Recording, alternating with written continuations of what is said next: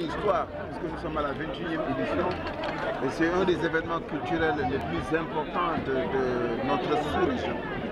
Et de ce point de vue-là, le jazz, avec l'histoire de Saint-Louis, avec l'esprit négro-africain, avec notre propre propension à exprimer notre culture au plus profond de nous-mêmes, nous pensons que Saint-Louis est la terre promise du jazz pour l'espace sénégalais et sous-régional.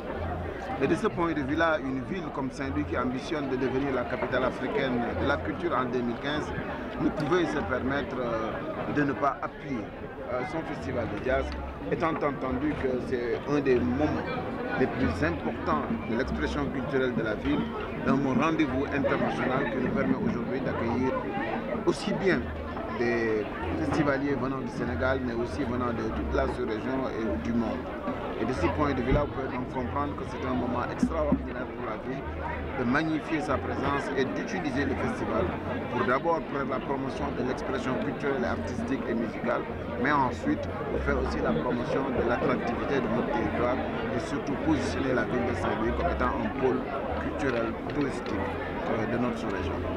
Monsieur le ministre, quelles sont les retombées? Les retombées sont immenses et très importantes.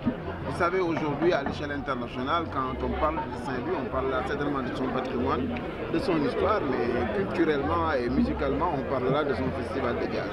Ça porte la ville à l'échelle internationale, ça donne une identité à la ville de Saint-Louis.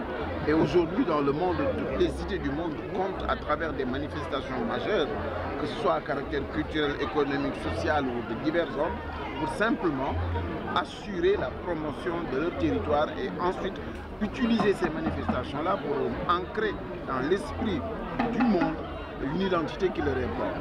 Et de ce point de vue-là, depuis 20 ans déjà, nous sommes à la 21e édition, le festival de jazz a énormément contribué à la promotion de la ville de Saint-Louis à l'échelle internationale et à l'échelle locale. Et de ce point de vue-là, en termes de retour sur investissement, la ville de Saint-Louis est aux anges par rapport à cela. Il reste maintenant à assurer le défi de la qualité, de l'organisation, mais aussi quand on est arrivé à un standing international, on ne peut se permettre de retourner en arrière. Et je prends vraiment cela à cœur et je demande souvent à l'association Saint-Louis Jazz de tout faire pour garder le standing international qui est fait d'exigence et aussi de professionnalisme. Sur le thème de cette année qui est sur l'érosion côtière et les changements climatiques, on n'en est plus à l'expression d'impression. Nous en sommes dans une dynamique active. Il y a de cela 2 ans, nous avons organisé un forum international sur le changement climatique.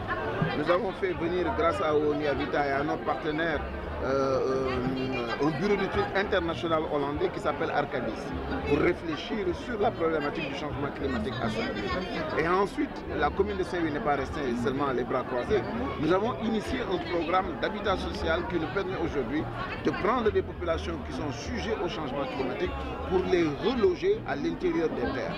À l'instant où je vous parle, la commune de Saint-Louis est la seule commune au Sénégal à avoir construit 68 maisons uniquement et exclusivement pour les populations de Gendar et de Djamena.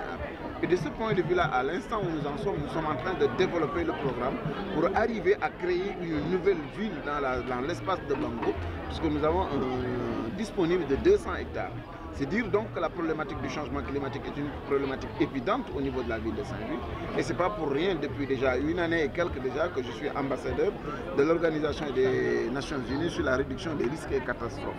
Et de ce point de vue-là, c'est dire que la ville de Saint-Louis a déjà son plan de contingence par rapport à tout cela. Et nous sommes en train même de développer un plan de résistance ou de réponse, des capacités de réponse de la ville de Saint-Louis en termes de catastrophes que nous sommes en train d'organiser avec le préfet du département. C'est dire donc que pour penser cadre de vie, pour penser avenir et penser promotion du territoire, il est extrêmement important de comprendre que les dynamiques qui aujourd'hui tournent autour de la ville de Saint-Louis et la problématique du changement climatique est une problématique extraordinaire puisqu'il y a des questions de survie, des questions de développement durable, de résilience qui sont posées à la commune de Saint-Louis puisqu'il s'agit aujourd'hui de voir si oui ou non nous aurons les moyens de faire en sorte que la ville de Saint-Louis puisse continuer à exister puisque la menace est réelle.